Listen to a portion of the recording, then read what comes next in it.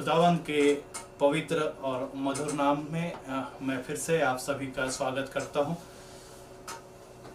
ख्रिस्ती मंडली तथा आत्मिक यात्रा विद रेवरेंड सुधीर चौहान के द्वारा आज फिर से एक नया वीडियो हम आपके सामने लेकर आए हैं।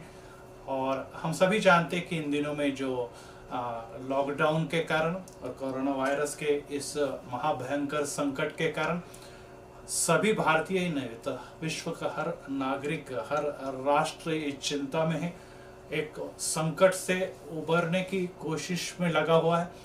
और लाखों लोग, 50 लाख के ऊपर संख्या में लोग जो इससे ग्रसित है और लाखों लोग मारे जा चुके हैं।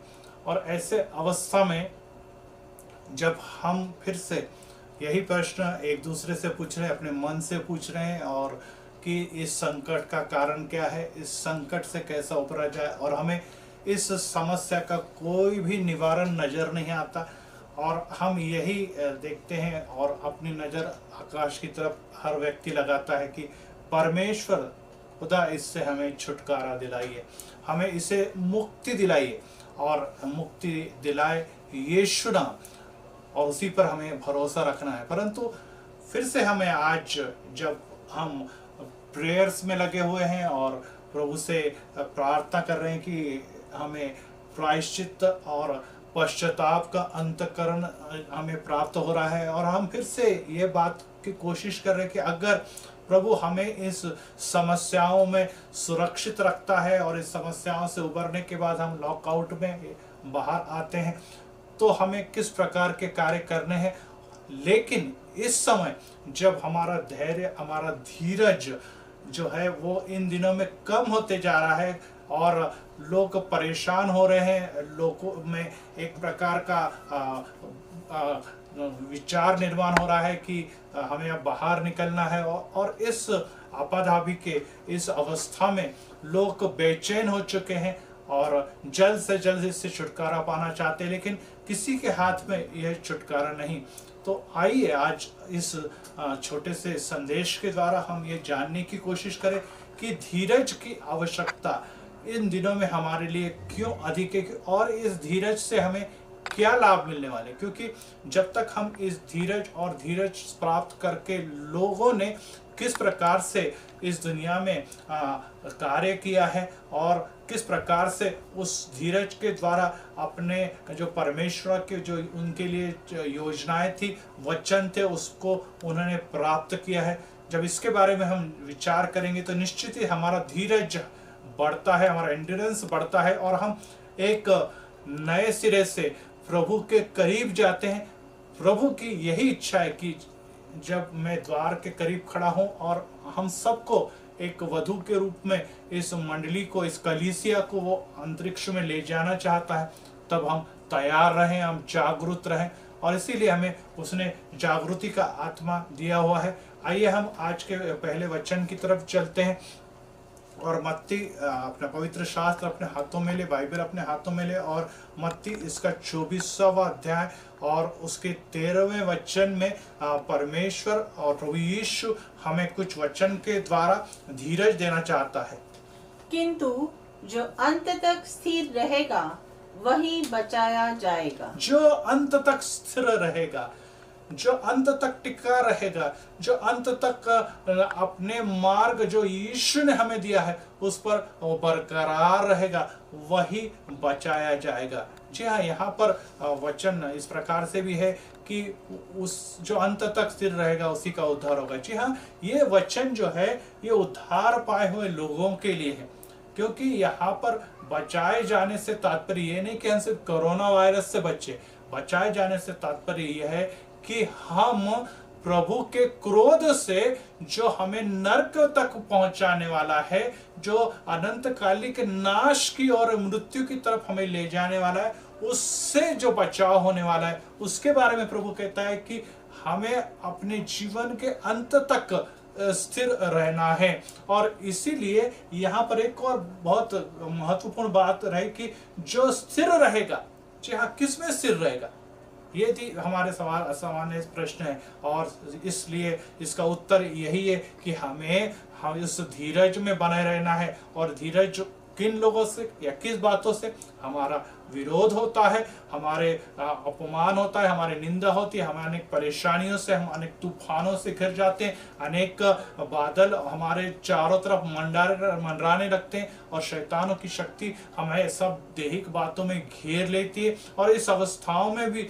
जो स्थिर बना रहता है, प्रभु के मार्ग पर चलता है, उनके लिए कहा गया है कि उन्हें बचाया जाएगा, उन्हें उस स्वर्गीय मार्ग तक ले जाया जाएगा। इसलिए इन दिनों में स्थिरता बनाए रखने के लिए हमारा धीरज जो है वो बहुत ही महत्वपूर्ण। तो परमेश्वर का वचन हमें फिर से एक बार यह कहता है कि तूने जो कुछ इन दिनों में वचन से सीखा है, मंडली में कलीसिया में बैठकर उस पुलपीठ से, प्रभु के वचन से, प्रभु के बाइबल से, अनुभव से, प्रभु के प्रशिक्षण के द्वारा जो कुछ आपने इन दिनों में हासिल किया है, और उसके बारे में जब हम विचार करते हैं और एक वर्ड सर्वे है उसके बारे में हम जब देखते हैं तो हमें कुछ बातों की तरफ ध्यान आता है। और उसमें ये सर्वे के अंदर कुछ बातें जो मसीही समाज जो विश्व भर में फैला उसके बारे में ये सर्वे कहता है कि पहला पॉइंट ये कहता है कि नए जीवन जो प्राप्त है, उद्धार प्राप्त के लोगों में से 46%, 46% लोग जो है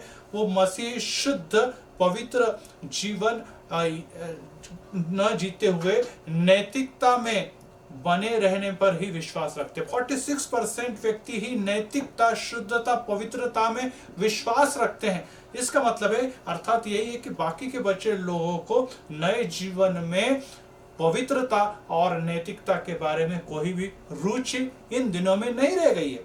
दूसरा सर्वे में एक रिपोर्ट आया कि 50% लोगों की यह राय है कि यीशु मसीह ने जो हमारे लिए सूली पर बलिदान किया हुआ है और उसके द्वारा हमारा उद्धार का मार्ग खुल गया है, उनका ये कहना है कि ये मार्ग के अलावा भी और ऐसे मार्ग है जिसके द्वारा हम उद्धार प्राप्त कर सकते हैं। जैसे कि हम जन सेवा करेंगे, हम पुण्य के काम करेंगे, उसके अलावा हम अपना जीवन शुद्ध रखेंगे तो भी हमारा उद्धार हम प्राप्त होगा और हम स्वर्ग के राज्य में पहुंच जाएंगे। ऐसे 50% लोगों की आज भी मसीही लोगों में राय है।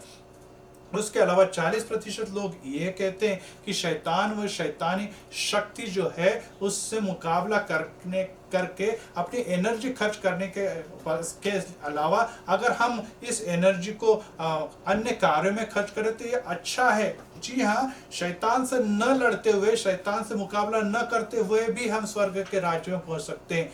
जी हाँ, ये ऐसे विचार जो है, जो शैतान जिन लोगों को बांध चुका है, शैतान जो हमें बांधना चाहता है, उससे मुकाबला न करे तो निश्चित पराभूत, एक पराजित जीवन हम जिएंगे, जो ये लोग नहीं जानते। और ये राय हमें यही बताती है कि इन दिनों में जब लोग खुदा के मार्ग से, प्रभु के मार्ग से, उद्धार के मार्ग से भटक चुके हैं, ऐसे समय में परमेश्वर का क्रोध हमारे ऊपर उतर आया है और हमें नए सिरे से वो प्रशिक्षित करना चाहता है, नए सिरे से हमें उत्तेजित करना चाहता है और बताना चाहता है कि अरे भटके हुए लोगों फिरो, क्योंकि समय करीब आ चुका है। और ऐसे कोरोना के समय में हमें आत्मचिंतन करने की आवश्यकता है, प्रभु में पढ़ने की आवश्यकता है। और इसीलिए अभी हमें अपनी भ्रष्ट आदतें, अनैतिकता, सर्वदुष्ट कार्य, ये सभी छोड़ देने हैं, क्योंकि अगर मसीही जीवन में ये सब बातें हैं तो हम किस प्रकार के मसीह हैं ये भी हमें जान लेना जरूरी है। प्रभु करुणा करता है, प्रभु दया करता है, वो हमारी तकलीफों को जानता है। ऐसा समझकर अगर हम ये विचार करते हैं कि प्रभु करुणा के कारण, दया के कारण हमें न्याय से बचा लेगा, तो हम कहीं तो गलत सोच रहे हैं। इस दुनिया में रहते समय प्रभु परमेश्वर ने अपने इकलौते पुत्र को पाप से दबा हुआ जानकर उसे न बख्शा तो हमें और आपको वो कैसा बख्शने वाला है, ये भी हमें विचार करना जरूरी है। और इसीलिए पाप से दूर रहो, अशुद्धता से दूर रहो, भ्रष्टता से दूर रहो, अनैतिकता से दूर रहो। और इसी के लिए ये प्रशिक्षण और ये विचार प्रभु ने हमारे जीवन में पिरो दिया है और इसका आत्म परीक्षण करना भी आवश्यकता है। प्रकाशित वाक्य इसका 3 अध्याय और 3 वचन में परमेश्वर इस प्रकार से कहता है, या आत्मा इस प्रकार से कहता है, तुमने जो शिक्षा स्वीकार की और सुनी उसे याद रखो, उसका पालन करो और पश्चाताप करो। यदि तुम नहीं जागोगे तो मैं चोर की तरह आऊंगा और तुम्हें मालूम नहीं है कि मैं किस घड़ी तुम्हारे पास आ जाऊंगा। तुमने जो शिक्षा स्वीकार की है, तुमने जो कुछ याद किया हुआ है, तुमने जो प्रभु के बारे में उद्धार प्राप्त करने के साथ जो बातें अपने जीवन में प्रभु के द्वारा आत्मा के द्वारा फिरोई हुई, वो सब बातों का पालन करो। अगर आप नहीं करते तो समय पश्चाताप करने का, रिपेंटेंस का, और वो करो। और अगर आप नहीं कर रहे हैं, हम नहीं कर रहे हैं, तो ये जान लीजिए भाइयों बहनों कि मैं चोर की तरह आऊंगा, मैं अचानक आने वाला हूं और तुम्हें मालूम नहीं, ऐसे घड़ी जो अब करीब आ चुकी है, मैं तुम्हारे सामने खड़ा रहूंगा। पश्चाताप करो। जी हाँ, इन दिनों में पश्चाताप के प्रति लोगों का रवैया बदल चुका है। अगर हम पवित्र आत्मा के द्वारा इस प्रकार से जब कलीसियाओं को कहा है कि जिसके कान है वह सुन ले, वो जिसके कान है वो सुन ले। और ये आत्मा कलीसियाओं से कहते समय जो 7 कलीसियां प्रकाशित वाक्य में दिखाई, उसमें से 5 कलीसियाओं को वो चेतावनी देता है कि प्रायश्चित कीजिए, प्रायश्चित कीजिए, प्रायश्चित कीजिए। जी हाँ, आज हमें यही समझ लेना है कि सभी कलीसियां उस समय की जो थी, उन्हें जब प्रभु आत्मा के द्वारा कहता है कि प्रायश्चित करो, तो निश्चित हमारे लिए भी यही आवश्यक है कि हम प्रायश्चित करें। लेकिन इन दिनों में ये भावनाएं सब आ रही है कि ऑल इज वेल, सब कुछ भला चंगा है, चिंता मत करो, सब अच्छा होने वाला है। और इस प्रकार की जो भावनाएं हैं जो इन दिनों में हमारे आमने सामने आ रही है, जिसके द्वारा सभी को लग रहा कि नहीं, सब कुछ अच्छा है, सब खैरियत है, सब कुछ अच्छा हो जाएगा, प्रभु कृपालु और महान है, वो उसका अनुग्रह महान है और हम सभी बचा लिए जाएंगे। और ये सांत्वन पर शब्द हमें निश्चित ही उस दरिया में डुबोने जा रहे हैं जो गंधक और अग्नि से भरा हुआ है। और इसलिए भाइयों, हमें धीरज बनाए रखना है, दुख और तकलीफें सहन करते हुए भी सब कुछ अच्छा है ऐसा न समझते हुए, सब कुछ प्रभु के लिए हमें कैसे अच्छा बनाना है, इस पर विचार करना चाहिए। एक उदाहरण मैं आपके सामने देने जा रहा हूँ। यहाँ पर 1-2 मेंढकों का उदाहरण है जो शायद आप लोगों ने देखा भी होगा या इसके बारे में आपने सुना भी होगा कि ये जो 2 मेंढक है, इसमें ये एक यहाँ पर क्रीम है और क्रीम के इस बड़े बर्तन में नीचे गिर जाते हैं। और एक आशावादी मेंढक है और एक निराशावादी मेंढक है। और प्रथम जो निराशावादी मेंढक आपको दिखाई दे रहा है, और वो थोड़ा प्रयत्न करता है, लेकिन कुछ समय के बाद वो कहता है कि नहीं, इससे बाहर आना मेरे लिए संभव नहीं है। और वो निराशावादी दृष्टिकोण से सबको बाय बाय कहता है और सभी से कहता है अलविदा साथियों, अब मैं यहीं पर अपने प्रयास रोक देता हूँ। और वो वहीं पर उस क्रीम में डूबकर मर जाता है। लेकिन जो दूसरा आशावादी मेंढक है, वो कहता है कि मरना मुझे है, आज नहीं तो कल, लेकिन मैं कुछ प्रयास करते हुए, मैं कुछ कोशिश करते हुए इस धीरज में टिका रहूंगा।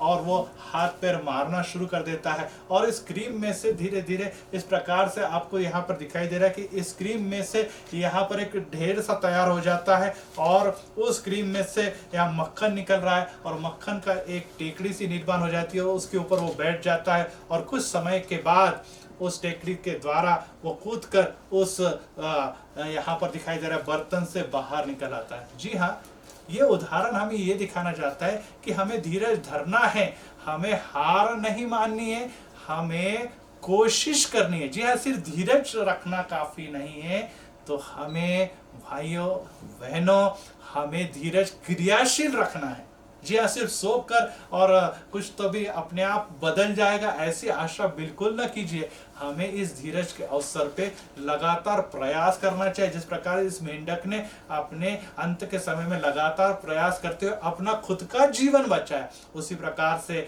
हम लगातार इस धीरज के समय में जब हाथ पैर मारते हैं, जब कोशिश करते हैं, तो यीशु प्रभु हमें देखता है और वो हमारे छुटकारे का मार्ग खुला कर देता है और हमें जीवन और सार्वकालिक जीवन प्रदान करता है। इसलिए भाई और बहनों, हमें धीरज क्रियाशील रखना है और इसीलिए हम इस बात पर विश्वास करें। एक और वचन हम देखेंगे, 2 कुरिन्थियों उसका 6वां अध्याय और 17वें वचन में। यहाँ पर परमेश्वर का वचन इस प्रकार से कहते हैं, 2 कुरिन्थियों और उसका 6वां अध्याय और वचन 17। इसीलिए प्रभु कहता है, उनके बीच में से निकलो और अलग रहो और अशुद्ध वस्तु को मत छुओ, तो मैं तुम्हें ग्रहण करूंगा। यस, यहाँ पर प्रभु कहता है कि उनके बीच में से निकलिए, पापों के बीच में, अधर्म से, दुनियादारी के बीच में, जो आपको अशुद्ध करने वाली बातें हैं, जो आपको दुनिया में घेर कर इस दुनिया की नाशवंत बातों के साथ नाश की तरफ ले जाने वाली है, उसको छुओ भी नहीं, उसके बीच में चलो भी मत, तो मैं तुम्हें ग्रहण करूंगा। जी हाँ, अय्यूब के बारे में जब हम देखते हैं और अय्यूब के बारे में हम देखते समय हमें देखने में मिलता है कि अय्यूब सही सलामत धार्मिक व्यक्ति था और हर समय प्रभु के वचन में, प्रभु की सेवकाई में चलने वाला व्यक्ति था। लेकिन जब शैतान के द्वारा उसके जीवन में परीक्षाएं आ पड़ी और उसके धन संपत्ति उसे गंवानी पड़ी, उसके जो सभी जो भेड़ बकरियां थी वे उसने गंवा दी, उसके बाल बच्चे उसने गंवा दिए और यहाँ तक कि उसकी सेहत वो भी उसने गंवा दी। और वहां पर हमें उनके शरीर पर जो स्किन डिजीज दिखा रहे, फोड़े दिखाई दे रहे, वो उसके शरीर पे आ गए। ऐसी अवस्था में उसकी पत्नी उसे कहती है कि प्रभु का त्याग कर और तू मर जा। और उसके दोस्त जो है, उसके साथ के जो दोस्त थे वो भी उसे देखते हैं और वो कहते हैं कि अरे अरे अरे, ये तो बहुत पापी व्यक्ति है। लेकिन परमेश्वर का वचन ये कहता है कि अय्यूब ने अपने मुख से कभी भी कोई भी परमेश्वर के खिलाफ अयोग्य बात न कही। उसने कहा कि जो प्रभु ने मुझे दिया वो उस प्रभु ने ही लिया, उसी का नाम धन्य हो। और इसीलिए आज जब वो इस पीड़ाओं में भी घिरा हुआ था तो भी वह प्रभु के विश्वास से डगमगाया नहीं। जी हाँ, ऐसा कठिन विश्वास, ऐसी कठिनाई में विश्वास, ऐसी विपरीत परिस्थितियों में विश्वास जब हम रखते हैं तो वचन ये कहता है याकूब 5:11 में कि धीरज रखने वालों को धन्य कहते हैं, क्योंकि अय्यूब ने धीरज के वचन में से सुना और प्रभु की ओर से जो प्रतिफल प्राप्त हुआ वो उसने जान लिया। उसने विपरीत परिस्थिति में धीरज रखा और प्रतीक्षा करते रहा। उसे मालूम था कि मेरी धीरज की परीक्षा को मेरा प्रभु देख रहा है और मुझे अवश्य छुटकारा देगा। और प्रभु ने सिर्फ उसे छुटकारा नहीं दिया, उसकी सब गंवाई हुई बातें उससे प्राप्त हुई और दुगनी प्राप्त हुई। जी हाँ, प्रभु आपको देने में और विपुलता से देने में विश्वास रखता है। आज हमने इस लॉकडाउन के समय में अपना धन गंवा दिया है, हमारी नौकरी शायद हमसे छूट गई है, शायद हमारे जीवन के सुकून हमसे छीन गया, हमारे घर में अनेक परेशानी, हमारे घर का राशन समाप्त हो गया, हमारे बच्चों के फ्यूचर सिक्योरिटी की और शिक्षा के अनेक प्रश्न हमारे सामने निर्माण हो गए और हम ये कहते हैं कि क्या होने वाला है इसके बाद हमें मालूम नहीं।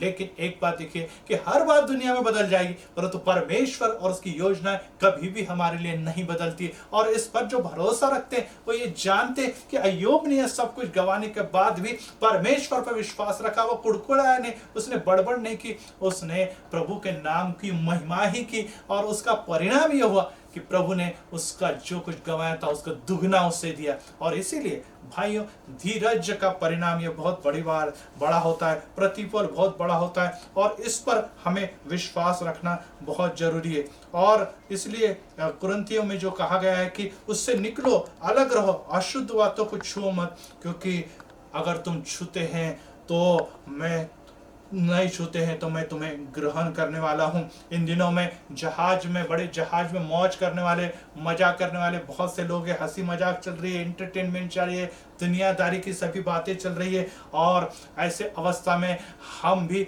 उसी राह पर चलने की कोशिश कर रहे हैं, लेकिन जो आत्मा की आवाज जो हमको बुला रही उसकी आवाज भी अब मंद हो चुकी है।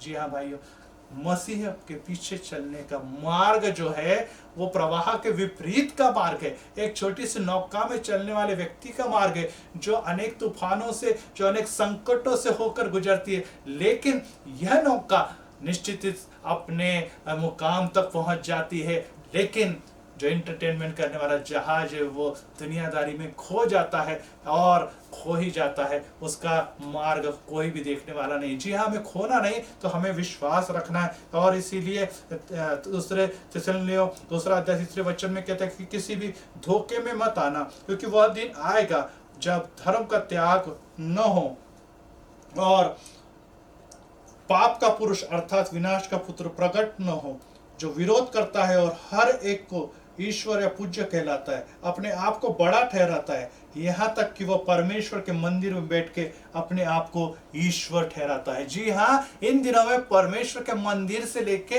तो दुनियादारी के हर मुकाम पर, घर से लेके तो बाजार तक, रास्ते से लेके तो समाज के सभी भागों तक एक ऐसा खुदा बैठ चुका है जो सभी लोगों को अपनी ओर आकर्षित कर रहा है। और इससे बचें, क्योंकि वो अपने आप को परमेश्वर के मंदिर में स्थापन करने वाला ईश्वर कहता है। और आज बहुत बड़ी संख्या में लोग उस ईश्वर अर्थात दुनियादारी की पूजा में उसके पीछे लगे हुए, और परिणाम ये है कि इस कठिन समय में वो अपना धीरज खो चुके हैं, क्योंकि उनके लिए कोई भी आशा नहीं है, क्योंकि उनका आशा देने वाला ईश्वर, वो दुनियादारी जो थी वो पूरी तरह से भ्रष्ट हो चुकी, नष्ट हो चुकी, उस पर कोई भी आशा नहीं बची। वो अमेरिका हो, चाहे उनके उत्पन्न किए हुए सभी सुख सुविधाएं हो या सभी टेक्नोलॉजी हो और सभी इन्वेंशन हो, अभी उससे कुछ भी हमें प्राप्ति हो रहा है, वो अपने लोगों को लेकर डूब गया है। परंतु प्रभु पर विश्वास रखने वाले, प्रभु के पीछे चलने वाले, उस नौका में बैठे हुए लोग आज भी सुरक्षित है, क्योंकि उनका धीरज बढ़ रहा हुआ है, और उसको धीरज बढ़ाने वाला नौका का चालक प्रभु यीशु हमारे नौका में मौजूद है। और इसीलिए एक वचन हम फिर से देखेंगे, यिर्मयाह और उसका 29वां अध्याय और वचन 11 से लेकर 13 तक एक अभिवचन हमारे लिए वचन प्रभु देता है। क्या है? क्योंकि यहोवा की यह वाणी है कि जो कल्पनाएं मैं तुम्हारे विषय करता हूँ उन्हें मैं जानता हूँ, वे हानि की नहीं वरन कुशल की ही है, और अंत में तुम्हारी आशा पूरी करूँगा। तब उस समय तुम मुझको पुकारोगे और आकर मुझसे प्रार्थना करोगे, और मैं तुम्हारी सुनूंगा। तुम मुझे ढूंढोगे और पाओगे भी, क्योंकि तुम अपने संपूर्ण मन से मेरे पास आओगे। परमेश्वर यहोवा की ये वाणी है कि जो कल्पना मैं तुम्हारे विषय में रखता हूँ मैं जानता हूँ। परमेश्वर खुद जानते कि हमारे बारे में उनकी क्या योजनाएं हैं, क्या संकल्प है, क्या कल्पनाएं हैं, और वो सब हानि की नहीं वरन कुशलता की है, हमारे भलाई की है। और इसीलिए हम अपनी भलाई अपने हाथों में लेते हुए परमेश्वर के हाथों में सौंप दे। एक उत्तम उदाहरण मैं आपको बताना चाहूँगा, और निश्चित इसके बारे में आपने सुना होगा कि विलियम कैरी नाम के जो बहुत बड़े मिशनरी थे, 1793 में वो इंग्लैंड से भारत के अंदर आए, और उन्होंने जो अपनी सेवकाई भारत में दी, और उस सेवकाई में यह हुआ कि जब वे भारत पहुंचे थे तो उनका 5 वर्ष का बालक बच्चा इसकी मृत्यु हो गई। आगे जाकर ये कहते हैं कि उसकी पत्नी मानसिक रोग से बीमार हो गई, और 12 साल तक वो उग्र और अटैक करने वाली स्त्री की सेवा करते रहे। उसके बाद उनका मकान जो है बाढ़ के पानी में बह गया, और फिर भी वो न डरे न हटे। उसके बाद उन्होंने जो बाइबल अनुवाद किए थे, जो आज भारत के लगभग आधी भाषाओं में उन्होंने ही बाइबल दिए हुए, और वे बाइबल और लेख भी चल गए, फिर भी उन्होंने हानि न मानी। और उसके बाद वे मसीह की सेवा करते करते एक भी मसीह को 13 वर्ष तक, एक भी व्यक्ति को मसीह में 13 वर्ष तक न ला पाए, लेकिन फिर भी उन्होंने हार न मानी, उन्होंने धीरज नहीं छोड़ा, क्योंकि वो जानते थे कि धीरज की राह बहुत कठिन है, और वो टिके रहे। और अब यहाँ पर वचन ऊपर कहता है कि हीरोज ऑफ द फेथ, इसमें फादर ऑफ द मिशंस, जिन्होंने भारत के लोगों को सिर्फ भाषा और ग्रामर दी, इतना ही नहीं बल्कि उन्होंने भारत के सामाजिक कार्य में भी बहुत बड़ा मौल्यवान योगदान दिया है। ऐसे विलियम कैरी के बारे में जब हम उनके चरित्र के बारे में विचारते हैं, दुख तकलीफ एक के बाद एक श्रेणी चलती रही, लेकिन प्रभु यीशु मेरे साथ है, वो मुझे छोड़ेगा नहीं, क्योंकि उसकी कल्पनाएं मेरे भले के लिए है, यह उन्होंने जाना। और एक जडसन, इनके बारे में अगर हम देखें, और वे अमेरिका के पहले विदेशी मिशनरी थे, जो बर्मा, हमारे पड़ोसी राष्ट्र बर्मा में वो गए, और उस बर्मा में जहाँ कोई भी जा नहीं सकता था, बहुत ही कठिन कार्य थे, ऐसे समय में उन्होंने अपना पहले एक 6 माह का बालक खो दिया। 1.5 वर्ष तक वे जेल के अंदर कैद है और बंदीवान में रहे। अब उसकी पत्नी बुखार के कारण मर गया, बेटा भी नहीं, बच्चे भी नहीं, परिवार पूरा उन्होंने खो दिया। उसके बाद उन्होंने कई सालों तक मानसिक आघात के बीच में वो चलते रहे। और सेवकाई करते करते पहले 5 साल में एक भी व्यक्ति मसीह में वो नहीं ला सके, लेकिन 34 साल अविरत उन्होंने बर्मा में इस अमेरिकी व्यक्ति ने, मिशनरी ने सेवकाई की, और आज 10 लाख से ज्यादा लोग जड़सन में मसीह को स्वीकार कर चुके हैं। और इस प्रकार से अमेरिका के पहले मिशनरी जिन्होंने वहां की बर्मा के लोगों को, लाखों लोगों को मसीह तक लाने में सफल हुई। जी हाँ, ये सब कठिनाई की श्रेणी में से वो गुजरते गुजरते गए, लेकिन प्रभु उनसे मिलते रहा, प्रभु का विश्वास उनमें बरकरार रहा, उन्होंने हार न मानी और वो आखिर में जीत पाए। प्रभु यीशु मसीह देखिए जब इस दुनिया में आए 30वें वर्ष के बाद उन्होंने कार्य सेवा की। 30 साल तक वो धीरज से रहे, अपने कार्यों के समय को ढूंढते रहे, और 30वें वर्ष जब वो समय आया उन्होंने अपने कार्य को प्रारंभ किया। जी हाँ भाई और बहनों, अब समय आ चुका है, जब करीब आ चुका है, हमें प्रभु से जान लेना है कि प्रभु जी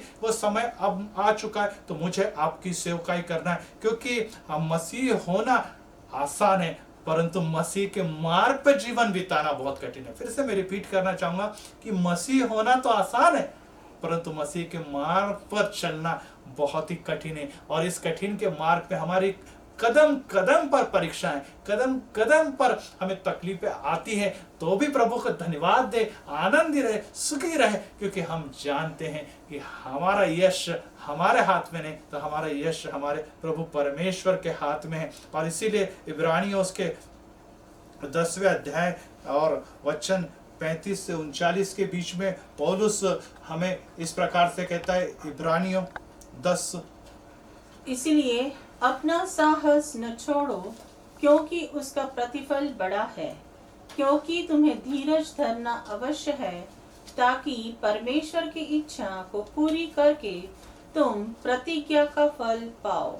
जी हाँ, फिर से वो कहता है कि अपना साहस न छोड़ो। जी हाँ, हम मसीही लोग दुनिया के सबसे साहसी लोग हैं, और इन साहसी लोगों ने प्रभु के नाम में पवित्र आत्मा के सामर्थ्य से दुनिया जीतने का कार्य किया। और इसीलिए फिर से हमारे साहस को वो याद दिलाते हुए, इस समय में हमारे साहस को वो आगे बढ़ाते हुए कहता है कि तुम्हारे साहस को न छोड़ो।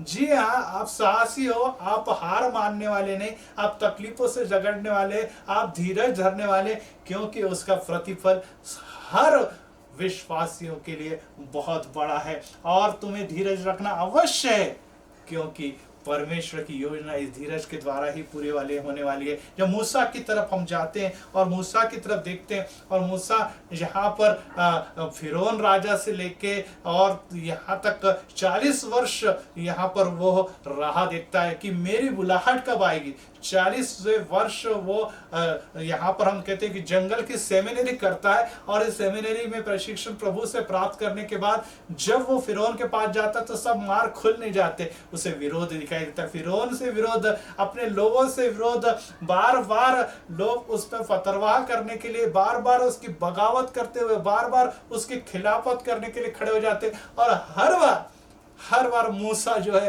वो अपने पैरों पर, अपने घुटनों पर, अपने मुंह पर गिरता और परमेश्वर से कहता है कि प्रभु परमेश्वर इन पर दया कीजिए, मुझे आपने इसके बीच में एक मध्यस्थ के रूप में, एक अगुवे के रूप में खड़ा किया, प्रभु इनका नाश होने न दीजिए, क्योंकि ये मेरी प्रजा नहीं, परमेश्वर आपकी प्रजा है, आपने इन्हें चुना है और आप उन्हें उस प्रदेश और कनान देश की ओर ले जा रहे हैं। जी हाँ, इन दिनों में हमें सिर्फ अपने आप को बचाना नहीं, अपने आप का धीरज और साहस बरकरार रखना नहीं, बल्कि हमारी जिम्मेदारी ये बनती है कि जो धीरज और साहस हमें प्राप्त हुआ है एक अगुवे के रूप में, हमें अन्य लोगों को भी देना है। और ये अन्य लोगों को देने के लिए हम सिर्फ मुख से काम नहीं कर सकते, हमें कृति से, हमें अपने कार्यों से वे आगे ले जाना है। और यहाँ पर हम देखते हैं कि वो घुटने पे गिरता है, लोगों के लिए प्रार्थना करता है, लोगों को वो बताता है कि लोगों झुको, मुड़ो, डरो मत, साहस बरकरार रखो। अश्रु वो बहाता है, आंसू बहाकर लोगों के लिए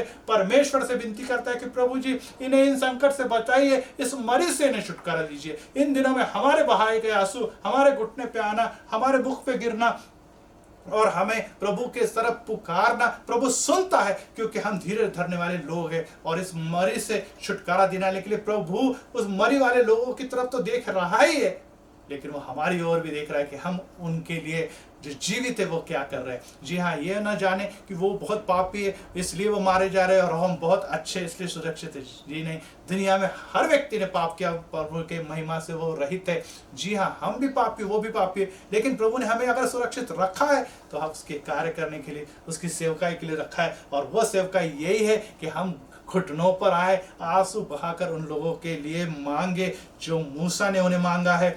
आज भाइयों, सब्र की और इन दिनों में हियाब की आवश्यकता है, और हियाब के द्वारा, सब्र के द्वारा, धीरज के द्वारा ही कार्य होने वाला। हम जब भारतीय किसानों की तरफ देखते हैं और किसान परिश्रम करता है, मेहनत करता है, पानी बारिश आती है और फिर उसके बाद उनका आगे का कार्य शुरू होता है। पिछले 4 सालों से अच्छी बारिश नहीं हुई, इस साल पहले बार ऐसी बारिश हुई कि बहुतायत से बारिश हुई और किसानों को बहुत बड़ी अपेक्षा थी कि बारिश होगी और उन्हें फसल उगते हुए भी देखा, लेकिन आज उस फसल को खरीदने वाला ग्राहक मौजूद नहीं, क्योंकि सब तरफ लॉकडाउन है। जी हाँ, क्या हुआ? बारिश ने अपना काम किया, किसानों ने अपना काम किया, लेकिन लाभ उन्हें नहीं हुआ, लाभ उन्हें प्राप्त नहीं हो पा रहा है और वो फसल अब सभी नष्ट होने की कगार पे पहुंच गई है। भाइयों, जान लो कि हम चाहे कितना भी प्रयत्न कर ले, जब तक हमारा परमेश्वर हमें यश नहीं देता, परमेश्वर हमें सफलता नहीं देता,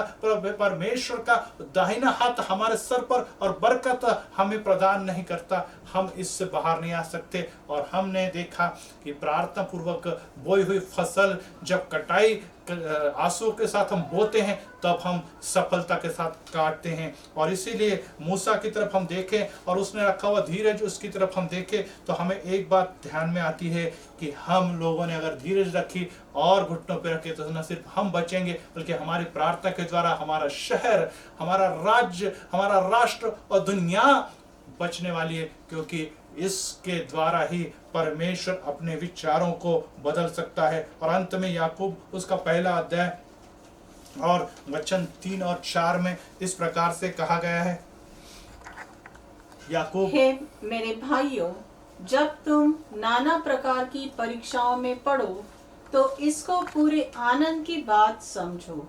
आपको आनंद की बात समझो। जी हाँ, दुनिया में शायद मसीही धर्म ही ऐसा धर्म है, या मसीही शिक्षा ही ऐसी शिक्षा है जो कहता है कि परीक्षाओं में, विपत्तियों में, दुख में, तकलीफों में, मौत में आनंद कीजिए।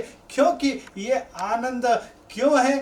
कारण यहाँ पे आगे लिखा है, यह जानकर कि तुम्हारे विश्वास के परखे जाने से धीरज उत्पन्न होता है। विश्वास की परख हो रही है, हमारे विश्वास में कितनी मजबूती है। हम हमारे जीवित निर्माण करता, सृष्टि का निर्माण करता, हमारे निर्माण करता और हमें प्रभु में चलाने वाला प्रभु यीशु के कार्यों पर हमारे लिए वो हमारा गडरिया है जो हमें सही मार्गों पर चलाता है, उसके सत्य और जीवन के मार्ग पर लेके जाने वाला है, जो हमें हमारे जीवन में किसी भी बात की घटी नहीं पड़ने देगा। हम उस पर कितना विश्वास रखता है, इसकी परख यहाँ पर निर्माण होने के कारण हमारे जीवन में धीरज निर्माण होता है। धीरज निर्माण होने के लिए विश्वास की परख इन दिनों में हमारे जीवन में हो रही है, और अगर हम विश्वास पे खरे उतरते हैं तो हमारा धीरज आज बना हुआ है। परंतु अगर विश्वास पे हम कम पड़ रहे हैं तो हमारा धीरज इन दिनों में कम हो रहा है। विश्वास को जागृत करने के लिए फिर से वचन पढ़े, प्रार्थना करे, घुटनों पे आंसू कवाए,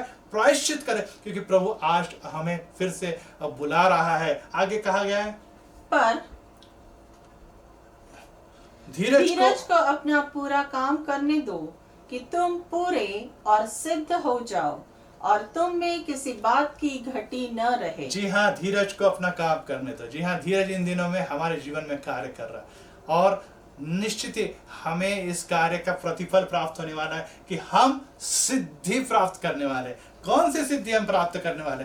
जी हाँ, हम उसके मार्ग पे चलने वाले, उसकी प्रजा, उसके नुमाइंदे, उसके सेवक, उसके दास करके तैयार हो रहे। तो ये समय हमारे प्रशिक्षण का समय है जो प्रभु हमारे लिए तैयार कर रहा है। जी हाँ, हडसन ने यह प्रशिक्षण प्राप्त किया और लाखों लोग बर्मा में जीते। हमें यहाँ पर दिख रहा है विलियम केरी ने इसको बरकरार रखा और उन्होंने सभी विश्व को, आदि विश्व को बाइबल और ट्रांसलेट बाइबल किया। मूसा के हम देखते हैं कि उसने उस लोगों को उस कनान देश तक पहुंचाया क्योंकि उसने अंत तक धीरज बनाए रखा और प्रभु में आगे चलते रहा। प्रभु यीशु ने उस सूली पर धीरज बनाते हुए उन लोगों को विश्वास बढ़ाते हुए, निश्चित ही विरोध होने वाले के बावजूद भी अपमान व छल सहन करते हुए अपने प्राण उस पर त्यागे, और उसका बड़ा प्रतिफल है कि आज वो पिता के दाहिनी ओर बैठा है और हम सबके उद्धार का और मध्यस्थी का कार्य कर रहा है। और हम कहाँ पर है?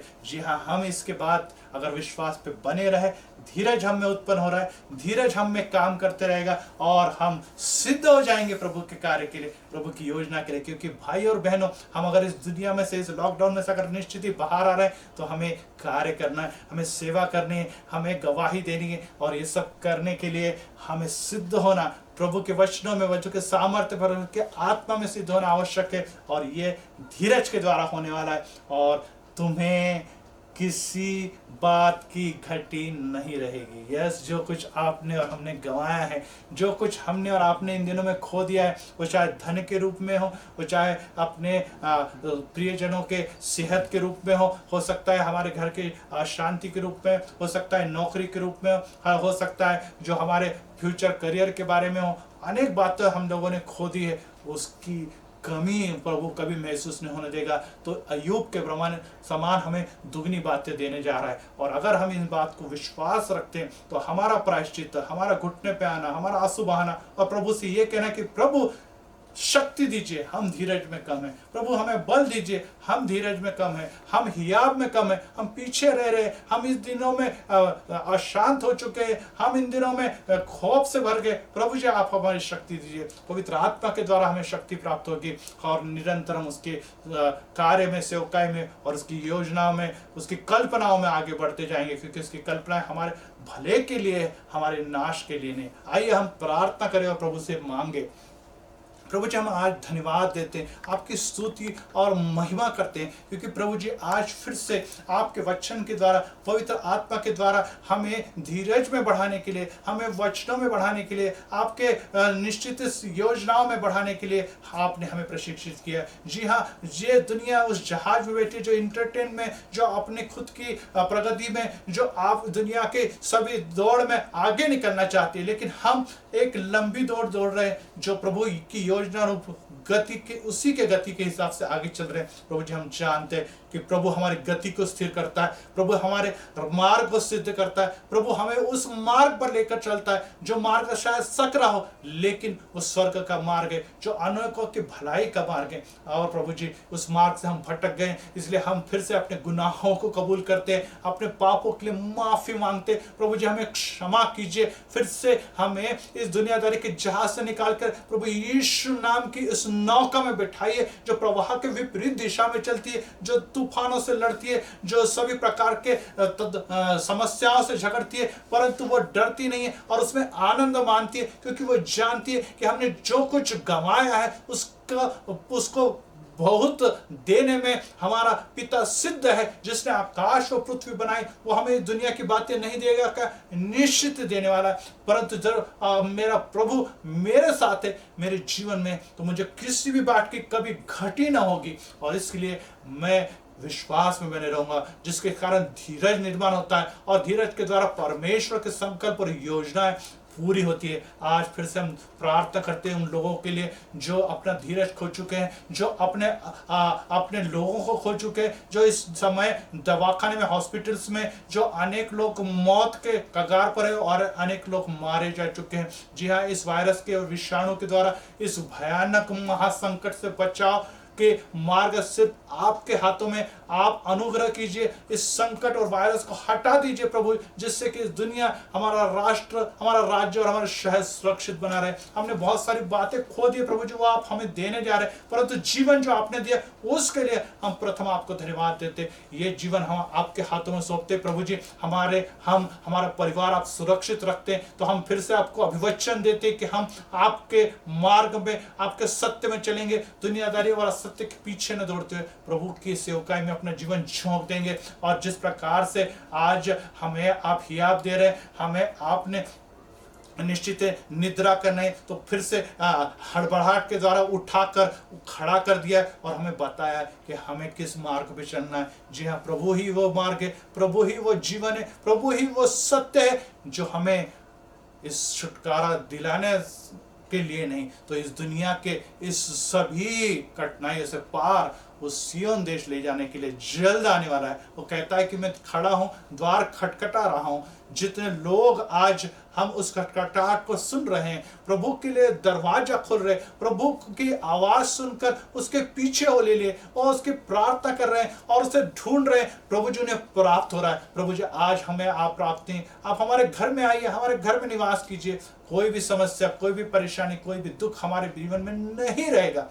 यश छल आएंगे, समस्या आएंगे, लेकिन हम विजयी व्यक्ति कहलाएंगे और इस विजयी जीवन के लिए हमको धन्यवाद देते हैं। आज फिर से इस वीडियो के द्वारा अनेकों को आपने इसमें बीमारी से, इस समय आर्थिक समस्या से, इस समय सभी प्रकार की परेशानी से, अशांति से प्रभु यीशु के नाम में मुक्त कीजिए। उनके आंसू को पोंछ दीजिए, उनके घर की परेशानियों को दूर कर दीजिए, उनकी नौकरी जो वो गंवा चुके हैं उनसे फिर से उन्हें हासिल होने दीजिए। प्रभु जी उनके घर में उनके जवान बाल बच्चों की समस्या है उन्हें आप हल कीजिए और उसके घर में हमेशा बरकत और शांति और अनुग्रह बना रहे, ऐसी कृपा कीजिए। प्रभु आपने प्रार्थना सुनी और हमारे जीवन में फिर से उत्साह, स्फूर्ति और उमंग और विश्वास भर दिया है और फिर से हमें